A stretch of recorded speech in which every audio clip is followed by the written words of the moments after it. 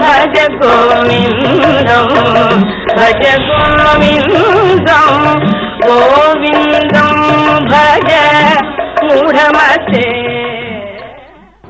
గుండె గురించి మాట్లాడాలంటే తయారు చేసిన భగవంతుడైనా మాట్లాడాలి, లేదా ఆయన మాట్లాడలేడు కనుక ఈయన ఆయన తరఫున మాట్లాడతాడు.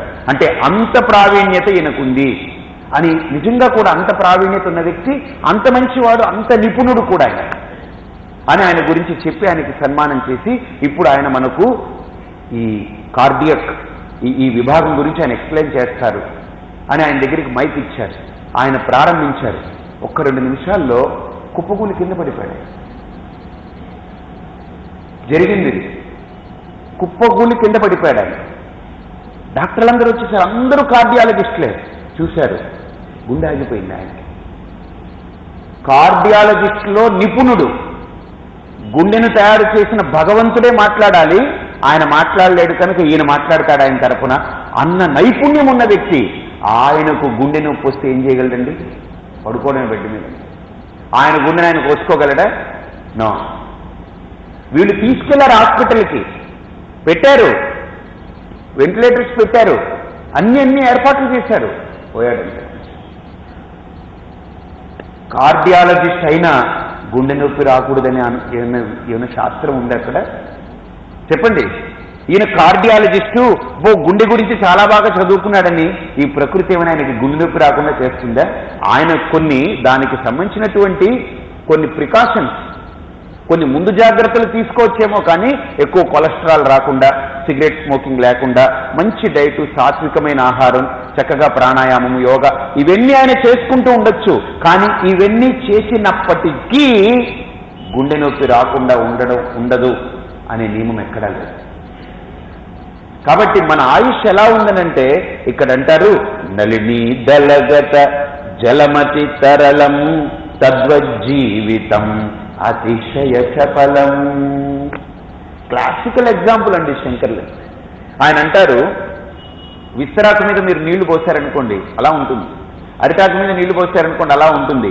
కానీ ఒక తామరాకు పట్టుకొచ్చి దాని మీద నీళ్లు పోయండి, ఒక చుక్క నీళ్లు పోయండి, అది ఎలా ఉంటుంది తెలుసండి? ఆ చుక్క చాలా అందంగా కనిపిస్తుంది, తామరాకు మీద పాదరసంలా కనిపిస్తుంది. అది ఎలా ఉంటుంది తెలుసండి? ఒక్క మూలన ఉండదు, అటు తిరిగి ఇటు తిరిగి ఇటు తిరిగి అటు తిరిగి అటు తిరిగి ఇటు తిరిగి ఇటు తిరిగి అటు తిరిగి పడిపోతుంది, కిందకి వెళ్ళిపోతుంది.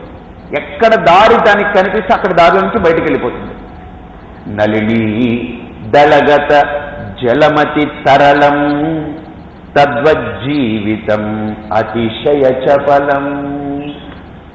అసలు ఇక్కడ కూడా ఇది ఒక ఆకు, దీంట్లో గాలి ఎక్కింది, ఇది ఎక్కి దూరి ఎక్కడికెక్కడికెక్కడికో వెళ్ళిపోయి మళ్ళీ బయటకు వచ్చేస్తుంది, మళ్ళీ ఎక్కుతుంది, రకరకాలు చేసేస్తుంది, బయటకు వచ్చేస్తుంది. అసలు మనం ఊహించలేం ఎప్పుడు ప్రాణం లోపలికి వెళ్తుందో మనకు తెలియదు, ఏమేం చేసి బయటకు వస్తుందో మనకు తెలియదు కదా. వెళ్ళిన ప్రాణం వెళ్ళినట్టే బయటికి రాకపోయినా సమస్య, ఒకవేళ బయటికి విడిచిపెట్టిన ప్రాణం మళ్ళీ లోపలికి రాకపోయినా సమస్య.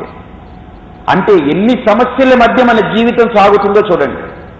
నన్ను ఒక ఆయన అడిగాడు, ఏమండి చావు గొప్పదా జీవితం గొప్పదా అని అడిగాడు. నా దృష్టిలో జీవితం గొప్పదేనయా అన్నాడు. ఏమన్నాడు? జీవించి ఉండాలంటే చాలా కారణాలు, గుండె బాగా పనిచేయాలి, కిడ్నీలు పనిచేయాలి, లివర్ పనిచేయాలి, ప్యాంక్రియాస్ పనిచేయాలి, పిట్యూటరీ గ్లాండ్స్ పనిచేయాలి, థైరాయిడ్స్ పనిచేయాలి, ముక్కులు పనిచేయాలి, నోరు పనిచేయాలి, కళ్ళు పనిచేయాలి, చెవులు పనిచేయాలి, గొంతు పనిచేయాలి, కాళ్ళు పనిచేయాలి, చేతులు పనిచేయాలి, ప్రతి అణువు పని చేస్తే హాయిగా జీవిస్తామని. మరణానికి ఇన్ని కారణాలు అక్కర్లేదు, గుండె ఒక్కసారి ఆగితే చాలు. మరణానికి ఇన్ని కారణాలు కావాలండి? మరణానికి ఒక్కటే కారణం, కిడ్నీలు ఫెయిల్ అయిపోయింది చచ్చాడు, లేకపోతే షుగర్ ఎక్కిపోయింది చచ్చాడు, లేకపోతే బీపీ పెరిగిపోయింది చచ్చిపోయాడు. మరణానికి ఇన్ని కారణాలు అక్కర్లేదు, బ్రతకడానికే ఇన్ని కారణాలు. వీడు ఏం సాధించినట్టు తెలియదు, నేనండి ఫలానా అండి నేను ఇది అంటాడు. అసలు లోపల కిడ్నీలు ఎంత పనిచేసేస్తున్నాయి, లోపల ప్యాంక్రియాస్ ఎంత పనిచేస్తుంది, లివర్ ఎంత పనిచేస్తుంది, అసలు వీడికి మనకు అర్థం కావట్లేదు. కానివ్వండి మనం అంత గొప్ప ఇంత గొప్ప, నేను అంతటి వాడిని ఇంతటి వాడిని అనుకుంటాడు. కానీ ఇప్పుడు ఒక చిన్న ఎగ్జాంపుల్, క్రికెట్ ఆడుతున్నారు అనుకోండి, మంచి బ్యాట్స్మెన్ అనుకోండి, మనం వాడిని అలా పొగుడుతూ ఉన్నాం, వాడి కనుక ఎక్కడో చోట చెయ్యి మెలిగిరిగిపోయింది అనుకోండి, వాడి పరిస్థితి ఏంటండి? రూములో వచ్చి కూర్చుంటాడు వాడు, రిటైర్డ్ హార్ట్ అంటాడు వాడు. వాడికి చెయ్యి బాగుంటే వెళ్ళి బాగుతాడు, అది కూడా లక్కది, తగలాలి బాలుకి సరిగ్గా, లేకపోతే వాడు గుడ్డూపులు ఊపుతూ ఉంటే ఏం తగులుతుంది. కాబట్టి ఈ లోకంలో మనం అనుకుంటాం మనమేమో సాధించామని, మనమేదో పొందామని, మనమేదో చెప్పేస్తున్నామని. నాకు అనిపించేది ఒక్కోసారి, బా ఎంత గొప్ప ప్రవచనం అండి, నేను ఎంత గొప్పగా మాట్లాడాను అని ఎప్పుడైనా అహం బయలుదేరితే ఒక్కసారి అనుకోవాలి, అసలు ఈ మాటలు గంటన్నర సేపు మాట్లాడుతున్నాను కదా, నాన్ స్టాప్గా మాట్లాడుతున్నాను, ఎన్నో అంశాలు తీసుకొస్తున్నాను, ఎన్నో శ్లోకాలు వస్తున్నాయి. అసలు ఇవన్నీ ఒక్కసారి నన్ను పక్కన పెట్టండి, అసలు ఆ బుర్ర ఒకసారి ఓపెన్ చేయండి, ఎలా పనిచేస్తుంటుందో లోపల. ఆ నోటికి ఆ బుర్రకి ఉన్నటువంటి నాళాలన్నీ ఒకసారి తీసుకోండి, ఎలా కనెక్షన్స్ వస్తున్నాయో. ఆ నోట్లో మాటలు ఎలా ఊరుతున్నాయో చూడండి. నోరు కదులుతూ ఉంటుంది, బుర్ర పని చేస్తూ ఉంటుంది, లోపల ప్రాణం తీసుకుంటుంది, గుండెలు కొట్టుకుంటుంటుంది, కిడ్నీలు పనిచేస్తుంటాయి. ఇన్ని చేస్తే నేను ఊరిని వచ్చి కూర్చోవడమే, ఆన్ చేస్తే ఇవన్నీ బయలుదేరుతుంది. ఆఖరికి ఇన్ని పని చేస్తే పేరెవరికి? నేనండి మాట్లాడింది, పరిపూర్ణానంద స్వామి. కాబట్టి ఒక చిన్న మాట చెప్తున్నాను, ఇది మనది కాదు, ఇది ఏ వ్యక్తిది కాదు, గుర్తుపెట్టుకోండి. మనం ఏదో సాధించాం, ఏదో ఓడపడిచామంటే ఏది కాదు. దానికి ఒక ఆయన చాలా అద్భుతమైన మాట చెప్పాడు. ఒకసారి ఒక ఆయన ముఖ్యమంత్రి అయ్యాడట, నిజంగా కూడా ముఖ్యమంత్రి అయ్యి ఆయనకు అనుచరుడు అన్నారట, సార్ బా మీరంటే అంత సార్, మీరు ముఖ్యమంత్రి అయిపోయారు సార్ అన్నారట. అన్నవాడట ఆయన, నేను ఎక్కడ ముఖ్యమంత్రి అయ్యానురా, నేను ఇంట్లో కూర్చొని టిఫిన్ తింటూ కూర్చున్నాను, దేవుడికి దండం పెట్టుకుని, వాళ్ళు చేస్తే ముఖ్యమంత్రిని అయ్యానంటే. ప్రజలందరూ కలిపి ఓట్లు వేసి నన్ను ఎంచుకుంటే ముఖ్యమంత్రిని అయ్యాను, నేను ముఖ్యమంత్రిని అవ్వలేదు, వాళ్ళు నన్ను ముఖ్యమంత్రిగా చేశారు. అలాగనే ఎంత తెలివిగా చెప్పాడు చూడండి ఆయన. అంతే కదా, ఆయన ముఖ్యమంత్రి అయిపోయాడా? ప్రజలందరూ ఎస్ ఈ వ్యక్తిని మనం ఎంచుకోవాలి అని నిర్ణయించి, అందులో మెజారిటీ ప్రజలందరూ కూడా అతన్ని గెలిపించి అక్కడ ఆయన ముఖ్యమంత్రి అవ్వాలని అందరూ కూడా అంగీకరిస్తే, అభిలషిస్తే ఆయన ముఖ్యమంత్రి అయ్యాడు కదా. కాబట్టి ఆయనంతటా ఆయన ముఖ్యమంత్రి అయిపోయాడా? డిక్లేర్ చేసుకుంటే అయిపోతాడా? అవ్వడు. మన ఉపనిషత్తులు కూడా చాలా అద్భుతమైనటువంటి ఒక శ్లోకాన్ని, ఒక మంత్రాన్ని చెప్తుంది.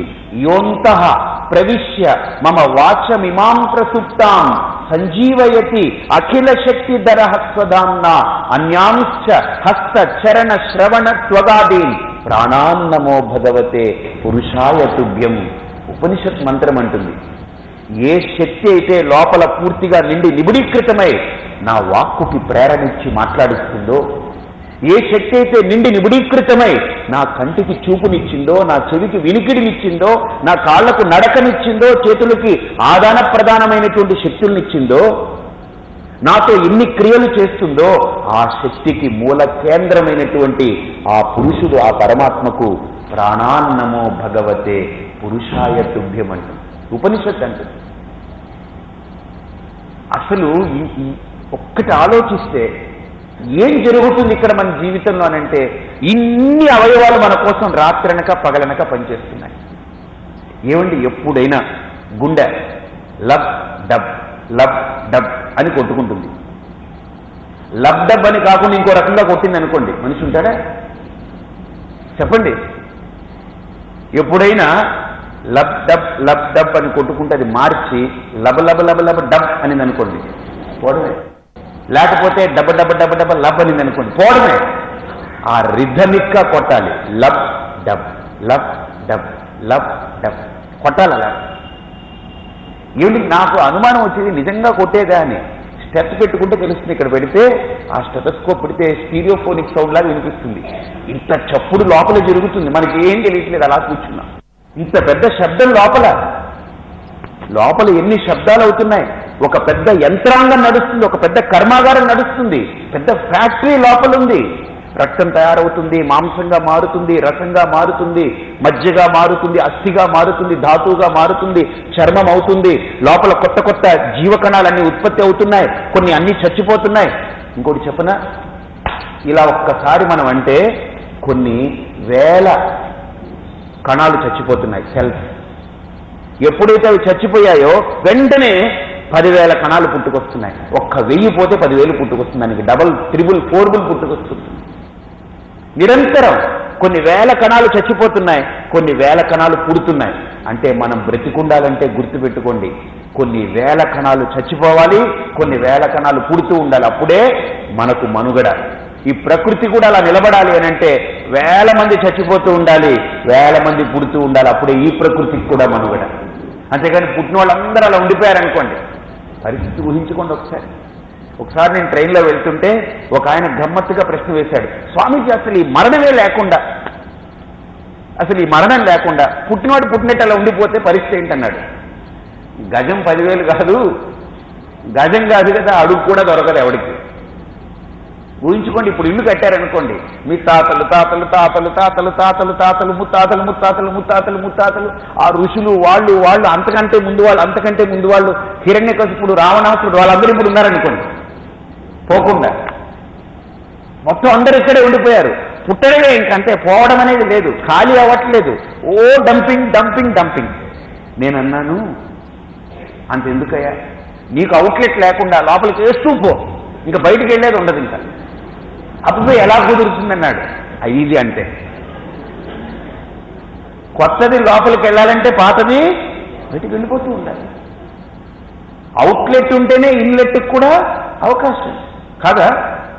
ఇంకా అవుట్లెట్ లేకుండా, ఇంక ఏ రంధ్రాలు పని చేయకుండా అన్నిటికీ ఎంసీలు పెట్టి శుభ్రంగా మూసేసి ఓన్లీ ఇది ఒక్కటే ఓపెన్ చేసి వేస్తూ పోయాడు అనుకుని ఏమైపోతుంది పరిస్థితి చెప్పండి. ఒకసారి ఊహించుకోండి.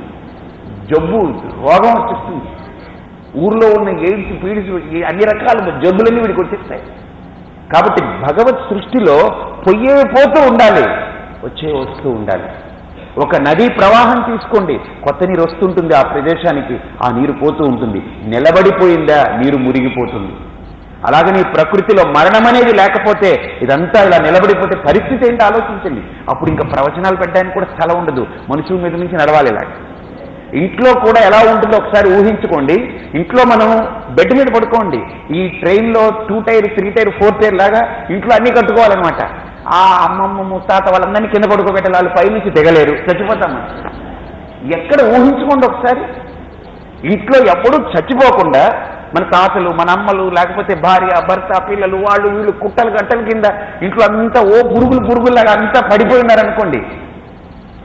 ఏమిటిది ఆలోచించండి ఒకసారి, ఊహించండి. ఇప్పుడు వీళ్ళందరినీ పోషించడానికి ఎంతమంది పనిచేయాలి? అసలు భూమి దొరకదు, ఇంట్లో స్థలం ఉండదు, వీధిలో స్థలం ఉండదు, ఒక అడుగు దొరకదు, నేలంతా నిండిపోతుంది. అక్కడ సముద్రంలోకి వెళ్ళిపోతాం, పిచ్చెక్కిపోతాం. తర్వాత అసలు గుర్తుపెట్టుకోవడం కూడా, ఇది మన పిల్ల, ఇది మనవాడా, ఇది మనవడా మనవరాలా, ఇది ఎవరికి పుట్టారు, ఎప్పుడు పుట్టారు, ఇది ఎప్పుడు నువ్వు పుట్టావని జాతకం తీస్తే వీడి జాతకాలు అర్థం కాదు, వీడి ట్రాక్ షీట్ అర్థం కాదు, వీడి చరిత్ర అర్థం కాదు. ఎంత వ్యవస్థలో ఎంత ఒక అపసవ్యత ఉంటుంది. భగవన్ నిర్ణయం ఖాళీ అయిపోతూ ఉంటే, కొత్తదనం వస్తూ ఉంటే హాయిగా సాగుతుంది. ఇప్పుడు ఒక భర్త, ఒక భార్య, 2 పిల్లలు, ఒక కుటుంబం, వీళ్ళని గుర్తుపెట్టుకునే దానికే టైం సరిపోవట్లేదు. మీ ఆవిడ ఏం చేస్తుందని ఒక ఆయన అడిగాను. ఏమడిగారండి? మా ఆవిడండి, ఒక్క నిమిషం ఆగండి, హలో, కానీ ఇప్పుడు నువ్వు ఎక్కడ జాబ్ చేస్తున్నావు ఏమిటి? వీడికి వాళ్ళ ఆవిడ ఏం చేస్తున్నావు వీడికి తెలియదు, వీడెక్కడ వ్యాపారం ఉద్యోగం చేస్తున్నాడో ఆవిడికి తెలియదు. ఏ రోజుకి ఆ రోజు మారిపోతూ ఉంది. ఈ పిల్లలు ఏ స్కూల్లో చదువుతున్నారో తక్కువని చెప్పమనండి. ఎక్కడ చదువుతున్నారు మీ పిల్లలు? ఫలానా స్కూల్ అనుకుంటున్నానండి. ఈరోజు 2 పిల్లలకో లేకపోతే ఒక్క పిల్లాడికో, ఒక్క భార్య భర్తకో, ఒక్క కుటుంబానికి 3 4 ఉండే కుటుంబంలోనే వాళ్ళ గురించి పరస్పరం అడిగితేనే చెప్పలేకుండా అయోమయంలో ఉన్నాం. అలాంటిది మన ఇంట్లో పుట్టినప్పటి నుంచి ఇంకోటి పెళ్ళయిందనుకోండి, ఈ ఇంట్లో పడిన కుట్టల గట్టలంతా ఈ పెళ్లికి వచ్చి, ఈ ఇంట్లో పడిన కుట్టల గట్టలంతా ఈ పెళ్లికి వస్తే బయట ఎవరికి పెళ్లి పత్రికలు ఇచ్చుకోక్కర్లేదండి, ఇంకెవరికి పిలుస్తలేండి. ఈ తాతలు వాళ్ళంతా మోసుకుని పెళ్లికి వచ్చి ఈ పెళ్లి కొడుకు పెళ్లి కూతురు పందిరిలో చూస్తే వీళ్ళకి సన్యాసం వేరే ఇవ్వక్కర్లేదు. ఏంటి అసలు ఎదురుగున్న మొత్తం వీళ్ళ పరంపర, వాళ్ళ పరంపర, ఈ ఆడపిల్ల తరపు వాళ్ళు మేనమాములు, వాళ్ళ తరపు వాళ్ళు ఊహించుకోండి ఒకసారి. భగవన్ నిర్ణయం ఎంత గొప్పగా ఉందండి. ఖాళీ చేసేస్తుంటాడు, ఎప్పటికప్పుడు ఖాళీ చేసేయాలి. కాబట్టి ఈ సృష్టికి జన్మ అనేది ఎంత అర్థవంతంగా ఉందో, మరణం అనేది కూడా అంతకంటే చాలా అర్థవంతంగా ఉంది. మరణం అనేదే లేకపోతే ఈ లోకంలో మనిషి బ్రతకలేడండి. మరణం లేకపోతే ఈ లోకంలో మనిషికి మనుగడ లేదు. మనిషికి మనుగడ లేదు. ఆలోచించండి. కాబట్టి ఈ మనుగడ, ఈ ప్రకృతి ఇంత అర్థవంతంగా సాగుతుంది. కాబట్టి ఇక్కడ శంకరులు అంటారు, ఆ మరణం అనేది నీకు వచ్చే లోపే నిన్ను సంస్కరించుకోవాలి, నిన్ను చక్కదిద్దుకోవాలి. కాబట్టి ఇక్కడ ఈ జీవితం అనేది ఎలా ఉంది?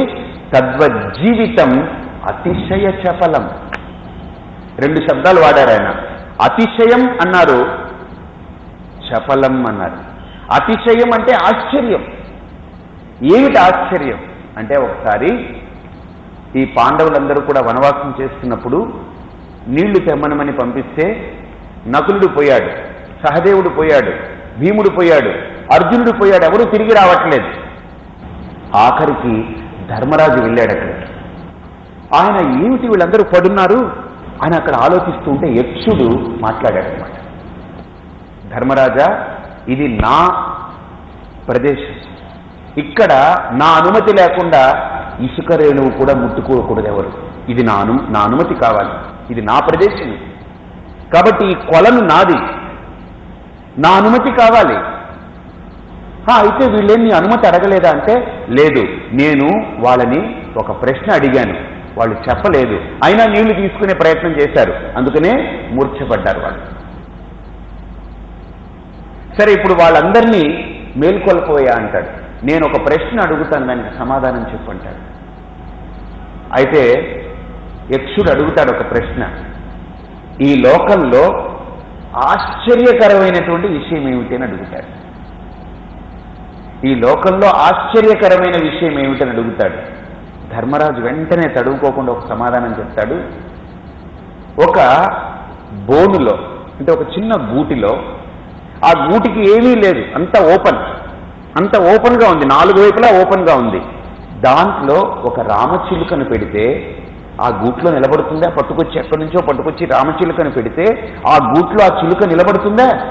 చచ్చినా నిలబడుతుంది, ఎగిరిపోతుంది, పంజరం నుంచి ఎగిరిపోతుంది. ఎందుకని? పంజరం అంతా ఓపెన్గా ఉంది.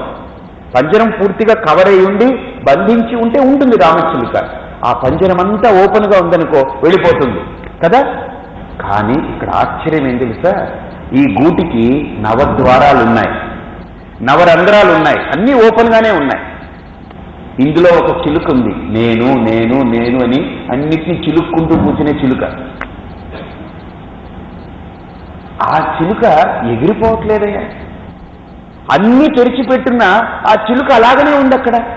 ఆశ్చర్యం కదా. అంటే యక్షుడు చాలా ఆనందపడిపోతాడు. సరే, ఇంకొక ప్రశ్న అడుగుతానంటే అడుగు అన్నాడు. అత్యంత ఆశ్చర్యకరమైన విషయం ఏమిటని అడుగుతాడు.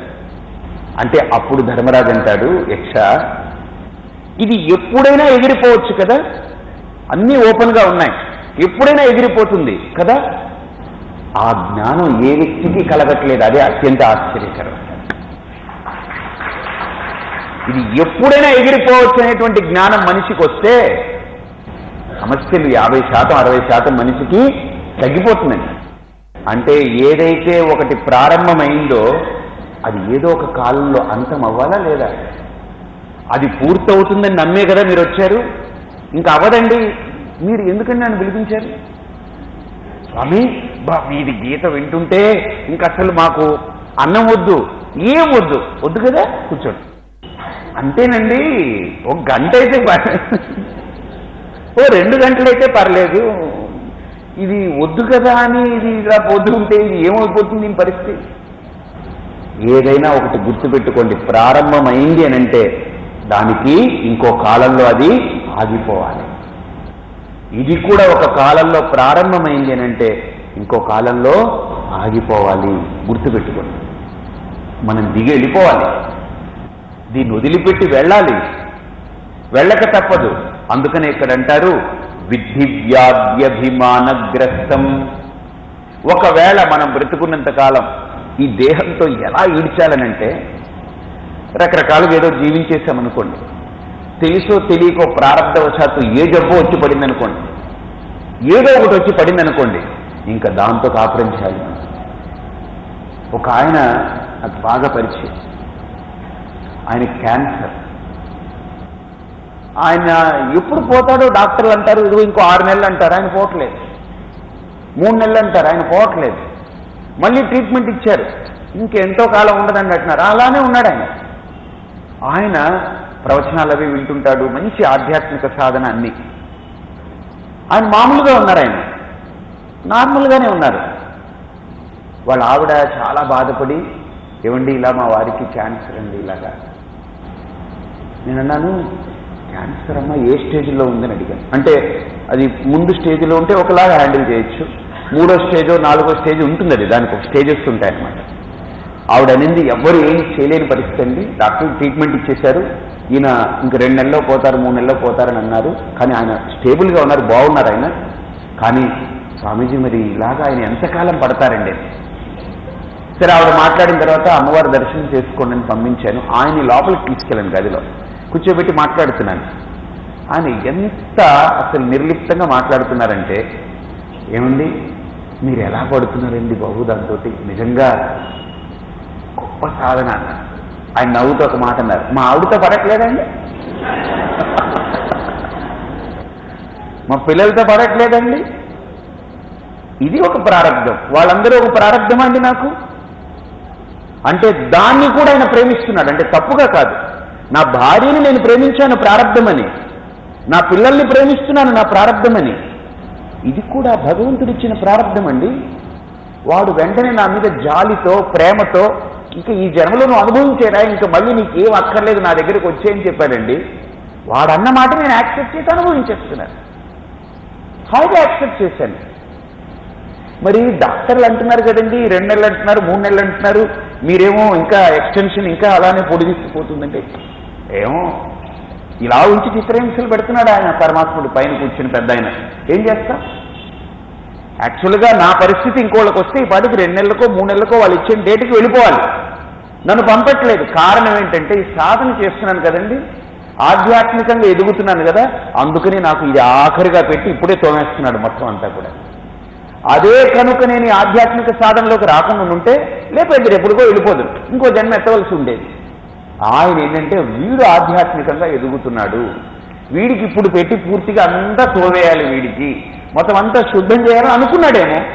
ఎందుకు అలా ఆలోచించకూడదు? నిజమే కదా. ఇప్పుడు మనం ఏమనుకున్నాం, వీడికి ఏమిటో ఏం పుణ్యం అనుకుంటున్నాం. అతను పుణ్యపాపాలు లెక్క పెట్టట్లేదు. అతనేమనుకున్నాడంటే ఆధ్యాత్మిక సాధన చేస్తున్నాను, నాకు ఇది ఆఖరి జన్మ అవ్వచ్చు, ఈ ఆఖరి జన్మకి నా కర్మలన్నింటినీ తొలగించడం కోసం ఆయన అలా పెట్టాడేమో. భజ గోవిందం భజ గోవిందం.